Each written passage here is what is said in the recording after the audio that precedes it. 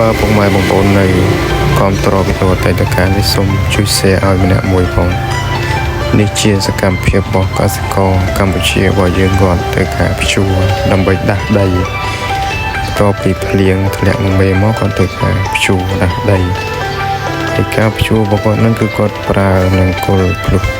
2ហើយដីក៏មិនទាន់ជាជ្រាបទឹកឲ្យប្រហែលដែរបងតែគាត់ថាការភ្ជួររបស់គាត់នឹងឃើញយ៉ាងមុតល្អខ្លាំងមែនតើគោរបស់គាត់គឺកម្លាំងខ្លាំងបងអូសនឹងគល់2រួចហើយវីដេអូនេះគឺយើងថតដូចជាប្រហែលថ្ងៃមុនទេបងបន្ទាប់ពីភ្លៀងមុនចូលឆ្នាំមកហើយនេះជាគោរបស់គាត់គឺគាត់ប្រើនឹងគល់2ហើយដីនេះគឺទុកចោលយូរដែរប៉ុន្តែគោរបស់គាត់នឹងអាចជួបានយ៉ាងល្អចឹងបើសិនជាបងប្អូន